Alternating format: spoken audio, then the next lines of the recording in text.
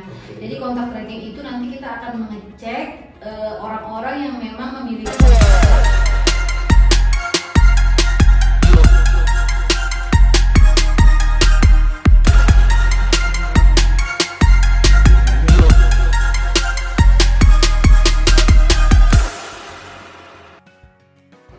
Assalamualaikum warahmatullahi wabarakatuh. Kembali lagi bersama kami di Prima Podcast, portal informasi kesehatan masyarakat.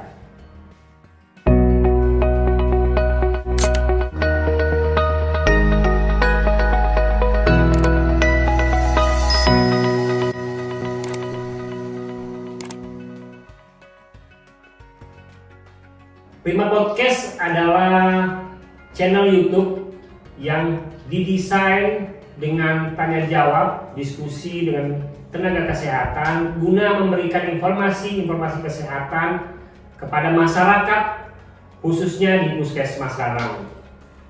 Hari ini pada episode kalau nggak salah ke-30 lebih kita kedatangan tamu lagi, dokter di Puskesmas Larang, Dr. Laila Nurmala atau biasa dipanggil Dr. Lala.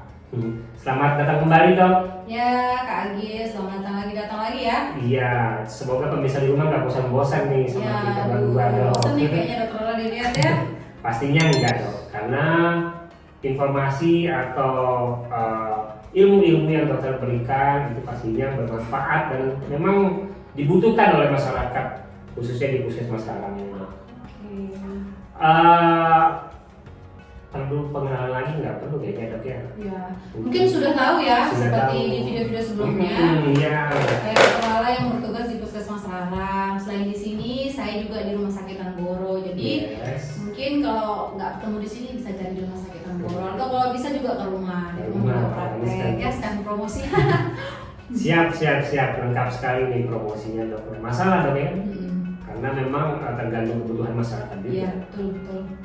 Nah, pemirsa di rumah, pada kesempatan kali ini kita akan membahas TB ya, Dok ya? Iya, ini. Karena memang lagi sedang Lagi banyak di Larang, terutama di wilayah kerja Larang lagi bisa dikatakan itu apa? Saya juga kurang paham ya, apa ini karena memang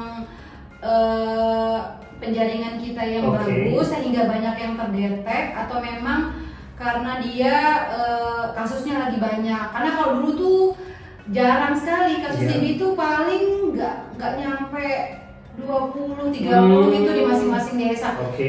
Itu saya juga ragu ya, apa karena itu dulu karena nggak diperiksa, nggak ada kader seperti sekarang yang semangat untuk mencari dahak seperti yang Bu Sumi ya. Besar. Atau programmernya juga ya, programmernya mungkin dulu kan kurang semangat gitu ya. Jadi mungkin penemuan kasus juga nggak banyak karena memang nggak dicari. Kalau sekarang kan memang benar-benar dicari sampai ke akar-akarnya, sehingga alhamdulillah penemuannya banyak gitu. Atau mungkin karena podcast kita juga, Dok. Oh, mungkin. Jadi mereka terduga mau periksa kesehatannya. Ya, bisa jadi ya. Betul. Berarti itu Masya Allah ya, podcast Prima memberikan manfaat yang luar biasa ya. Itu berkat dokter juga. Siap, berarti sekarang ini, khususnya tahun ini ya, Dok ya, itu memang sudah banyak pasien TB datang. Mereka datang kontrol atau apa, Dok? Kan kita tahu TB ini mereka misalnya baru tahu gejalanya, mereka datang kontrol, atau mereka datang untuk rutin ngambil obat atau bagaimana, Dok? Jadi yang paling banyak sih kan nanti kita itu kalau untuk penemuan kasus TB kan, pertama misalkan ada satu pasien positif, biasanya kita akan melakukan kontak tracking namanya. Jadi kontak tracking itu nanti kita akan mengecek orang-orang yang memang memiliki kontak erat dengan pasien TB ini. Jadi baik itu serumah ataupun di dekat-dekat rumah, atau mungkin kerabat-kerabat yang memang sering berkomunikasi, atau mungkin rekan kerja, atau pokoknya intinya orang-orang yang memang memiliki waktu lebih banyak dengan pasien yang terinfeksi ini. Nah, dari sana kan kita nanti akan menemukan siapa aja yang suspek, siapa aja yang harus diperiksa, siapa aja yang memang positif seperti itu. Jadi setelah itu kan nanti pasiennya ketika sudah tegak dia positif, Yes. biasanya kalau udah positif kita langsung terapi, kecuali dia misalnya masih negatif tapi kok kayak rancu ya, ini hasilnya negatif tapi kok dia gejalanya kayak TB banget. Yes. Nah, jadi biasanya kita rujuk ke rumah sakit untuk ronsen, karena TB itu bisa saja pemeriksaan dahaknya negatif tapi ronsennya positif. Oh gitu. Ya, jadi itu yang dinamakan TB ronsen positif, TB ronsen positif, BTA negatif. Itu tetap kita terapi. Jadi penegakan diagnosis TB itu tidak hanya dari dahak. Dari dahak saja. Ya, jadi dari gejala klinis. Kalau anak malah ada skor-skornya, itu nanti yang harus mencukupi. Nah, setelah itu baru kalau memang kita trial dulu pasiennya, karena kan efek obat TB ini cukup berat ya. Betul. Apalagi pada pasien-pasien yang memiliki asam lambung atau memiliki penyakit-penyakit lain, biasanya dia akan efeknya tuh akan heboh. Biasanya kadang-kadang pasiennya tuh mual, muntah, sampai akhirnya pasiennya tuh kadang-kadang nggak mau minum obat, males gitu karena efeknya tuh nggak enak, kayak mual, makan nggak ada nafsu, terus kadang-kadang perubahan warna kencing, perubahan Yes, yang betul, lain-lain. betul. Mungkin intinya segala sesuatu yang awalnya dia nggak alami tiba-tiba dia alami Saat minum obat.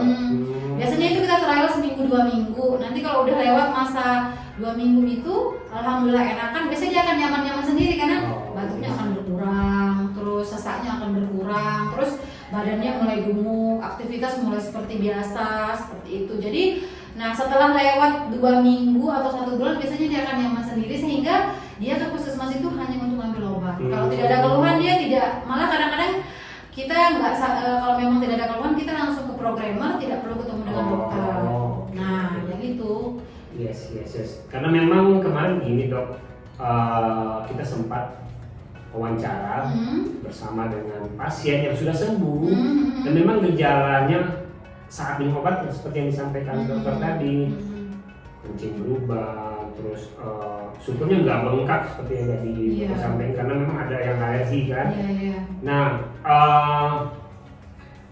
mungkin kemarin sempat saya bertanya ke pasien yang sudah sembuh dan banyak disampaikan apa saja tips-tips atau misalnya apa saja yang dilakukan yang seharusnya dilakukan oleh pasien TB ini di rumah. Tapi mungkin pemirsa di rumah mau mendengar langsung nih dari dokter nih, kira-kira kiat-kiat apa sih yang harus dilakukan oleh pasien TB ketika mereka sudah didiagnosa?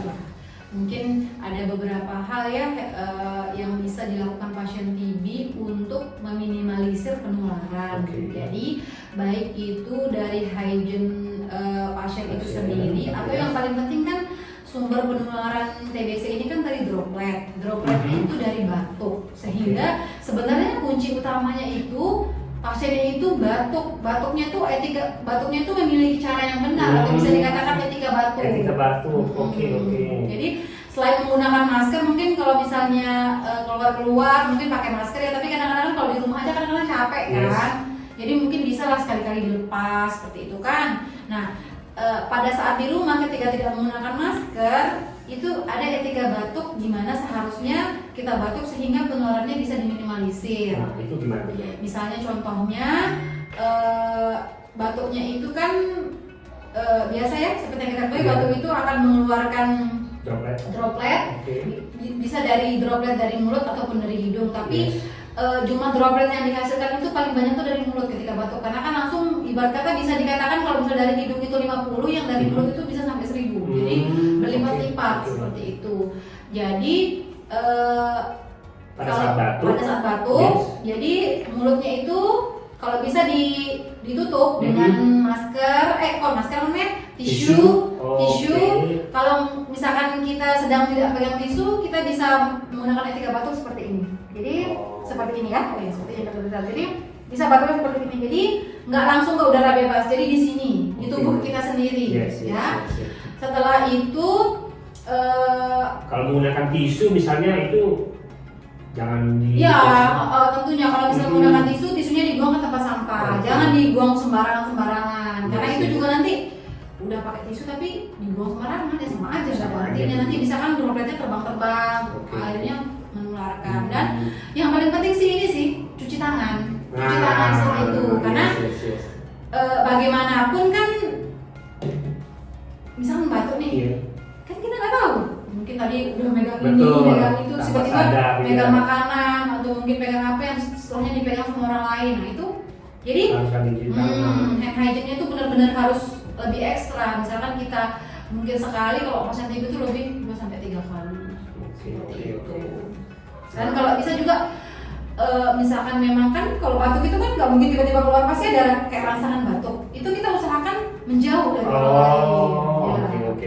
Ketika misalnya kita sadar sebentar lagi mau batuk nih, nah itu sebisa mungkin kita agak nyadar diri lah, ibarat Oke. kata ya, agak menjauh dari keramaian. Jadi kita batuk seperti yang saya jelaskan tadi. Oke. Mungkin itu aja sih yang paling mudah. Iya sih. Itu aja yang paling gampang. Efektif, Yang paling efektif dan gampang dilakukan oleh pasien TB ini. Artinya proses sudah terjalan dengan baik dari cakupan program, pasien sudah banyak datang untuk ambil obat juga sudah rutin. Betul. Karena mereka sudah merasakan manfaatnya sendiri. Yes. Obat itu. Jadi tanpa mereka ditelepon, mereka udah datang sendiri. Betul. Dan etika batuk atau tips-tips yang harus dilakukan oleh pasien juga sudah sering kali kita sampaikan melalui podcast, melalui penyuluhan langsung juga sering, Dok. Artinya harapan kita ini masyarakat di rumah sudah mulai ngerti, sudah mulai paham terkait dengan TB ini, dan itu pasti sembuh ya, Dok, kalau misalnya rutin Pasti. kita minum obat. Satu lagi saya tambahin ya. Ya. Yang paling penting ini sih untuk teman-teman 2 kali 3 kali juga nggak apa-apa. Dok. teman-teman di rumah yang mungkin ada tetangga atau mungkin saudara kenalan yang ternyata memiliki penyakit TBC, itu tuh mungkin lebih ini ya pada teman-teman yang memiliki anak kecil. Oke. Karena seperti yang kita ketahui, TBC ini kan menular. Anak kecil itu kan daya tahan tubuhnya itu tidak seperti kita yang dewasa, sehingga mereka itu lebih gampang terpapar. Itu mengapa kalau misalnya kita punya anak kecil, kalau bisa lebih aware. Jadi dimana misalkan kita menemukan orang batuk lama, misal tetangga atau saudara kok batuk lama, lebih baik kita agak hindarkan saja. Jadi walaupun dia belum tentu TBC, jadi kita lebih aware. Jadi kayak nggak usah terlalu sering ke sana, nggak usah terlalu sering titip anak ke sana, kayak gitu. Karena kan kita nggak tahu, walaupun dia belum tes, siapa tahu dia batuk. Apalagi mohon maaf dilarang ya. Saya juga kadang-kadang parno juga apa kasar gitu kan. Karena kan kita nggak tahu di sana. Makanya sekarang paling aman sih teman-teman di rumah pakai masker aja. Walaupun Pak Jokowi sudah bilang ini sudah endemi, tapi kalau bagi saya masker itu sangat penting. Terutama untuk anak tadi. Iya, apalagi anak-anak ya tentunya, tapi untuk anak di atas 2 tahun. Kalau anak orang 2 tahun kurang bagus juga kalau pakai masker itu apa namanya mengganggu pernapasan. Mungkin itu aja sih yang paling penting. Intinya anak itu lebih dijaga. Jangan kita tuh kayak lengah gitu kan. Karena memang tadi imunnya tadi ya. Ya, imunnya tuh lebih, misalnya kalau kita mungkin terpapar 5 kali baru kena, kalau dia mungkin terpapar sekali 2 kali udah langsung kena. Oke. Kalau itu bagus sekali ilmu hari ini, Dok.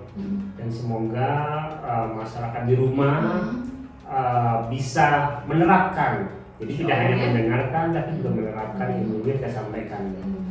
Sekali lagi saya ucapkan terima kasih, Dok, sudah berkunjung atau silaturahmi dengan Prima Podcast. Dan ini benar-benar membangun channel kita ini sehingga masyarakat di rumah juga banyak mengerti atau banyak mengetahui informasi ini langsung melalui tenaga kesehatan, langsung melalui dokter dan langsung.